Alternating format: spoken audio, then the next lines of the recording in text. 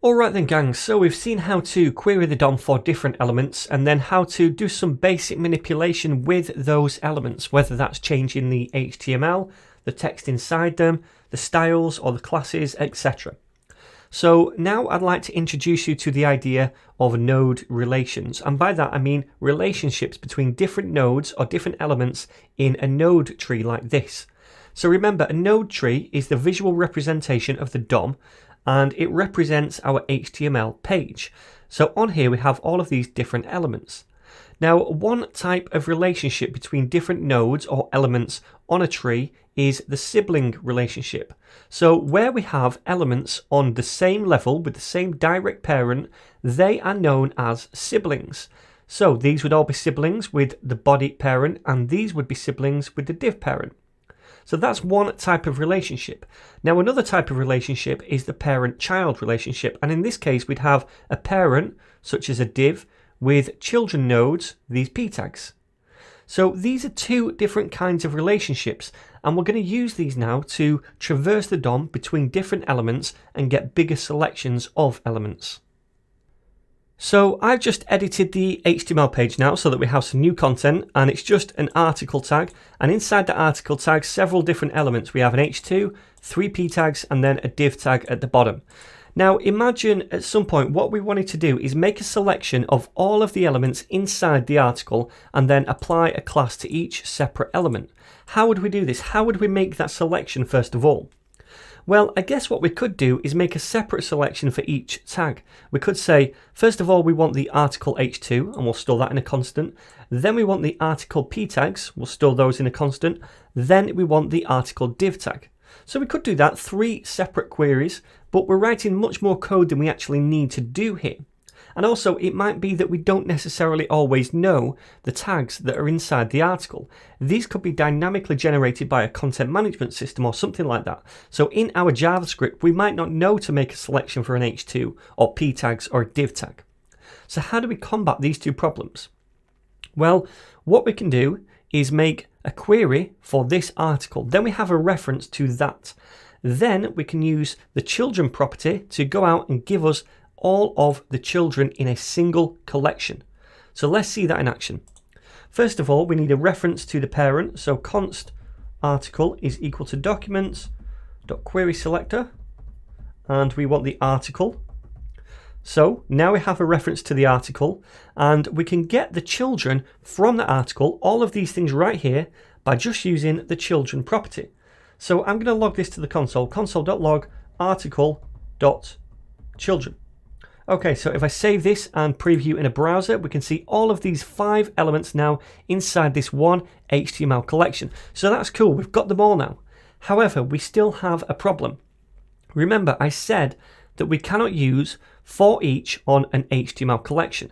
We can use for each on a node list when we use the query selector all, and we can also use a for each on an array, but this is neither of those. This is an HTML collection, and we can't use for each on this. So how do we actually cycle through all of these elements? Well, what we could do is take this and convert it into an array first of all. Then when we have that, we can use for each on it. So how do we take an HTML collection and turn it into an array? Pretty simply. We take the array object, first of all, built into JavaScript, and we're going to talk more about this later on when we talk about object-oriented programming. Then we use a method on that called from, and then we pass in what we want to make an array from. Well, we want to make an array from this thing right here. So let's pass it in there, like so. Now I'm going to log this to the console. So I'll say console.log and pass this in. And hopefully now we should see an array based on this thing right here. Save it and preview. And now we can see this is no longer an HTML collection. It is an array. We can see right there, array. Okay, so now we can use for each on this.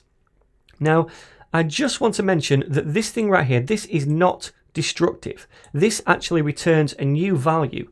And if I log out again, article.children, so console.log article.children, this is still going to be an HTML collection. Okay, so it doesn't alter the original value of this thing. All it does is return a new value, which is an array based on this thing. So now we know how to do that. let's use that. So I'm going to come down here and I'm going to say array.from and then pass in article.children. And then we have that array, so we can use for each on that value. Because remember, this returns an array. So this is an array now, and we can use for each on that. Now we pass a callback function into this. So let's just do a simple arrow function first of all with no parameters like this. Now remember, when we use for each and we cycle through an array, we take in as a parameter each individual item into this callback function, because each time we fire it, we have access to the item we're iterating. So I'm going to call that item a child. So we're cycling through the children and grabbing each child, then we can perform some code for each one. So since we only have one parameter right here, I'm going to take away the parentheses, which we can do in an arrow function. Okay, so inside this function, what do we actually want to do? Well, we're going to take the child element and we're going to access the class list. Then we're going to add a class. So for each child, we're adding a class. And the class I want to add is called article element.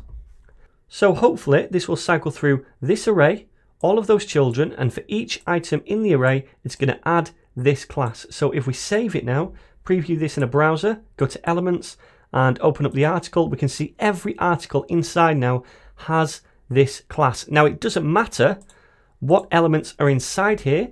It could be div tags, image tags, A tags, H2 tags, H1 tags, etc. Doesn't matter because we're grabbing them all by saying article.children. So that's a good use of this relationship to get all of the elements inside a parent. Okay, so that's the parent-child relationship. Now I want to show you this the other way around. So I'm going to comment this out and I'm going to come down here and this time I'm going to say const title is equal to document.query selector. And then inside we want the H2. So this is going to grab this thing for me right here. Now what I want to do is find out this element's parent. So I can do that. I can come down here and say console.log title, which is the thing we just grabbed, and then use a property called parent elements. So like before, we used children. Now we're using .parent element to find the parent. So let's have a look at this. Save it and come to the console, and now we can see we get the article, which is the parent of the H2.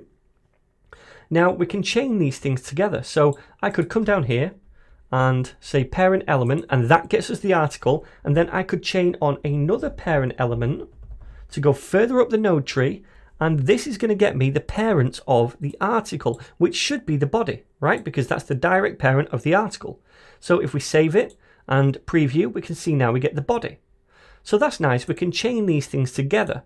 So if we know how to make a selection for a certain element and want to find the path to all of its different parents, we can do that here. And there will be cases when you sometimes need this, when you don't know what the parent element necessarily is, so you do it via one of the children elements. So now we've seen that, let's look at the sibling relationship. So I'm going to console.log again, the title, and I want to get whatever's next to it. So whatever this element is right here. So I can say to do that, title.next element sibling. And if I save this, it should get me the p tag, which it does, the next element next to the H2 right here. So what if I want the previous sibling?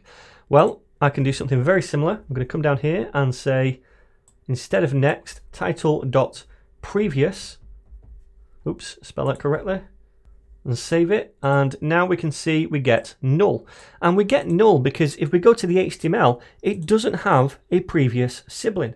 But if I add a new p tag in here and call it new sibling and save that, if we view this again, now we get this element right here. So if it doesn't exist when we try to do something like this, then we get null. Now I just want to take this thing one step further to show you a bit more chaining. So let me do this. I'm going to now say console.log, and first of all I'm going to get the title, then I'm going to get the next element sibling, and after that I'm going to get its parent element, so we can chain all of these together. Then I'm going to get the children. Now this is long and convoluted and you might never need to do this.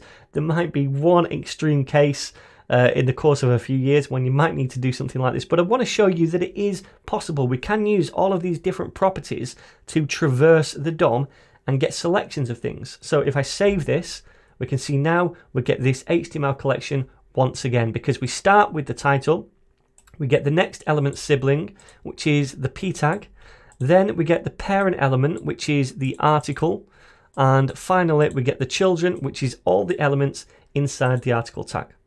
So there we go, my friends. That is node relations. We can traverse between siblings, parents, and children, and sometimes this will help you to get selections you wouldn't ordinarily be able to make just with one query selector.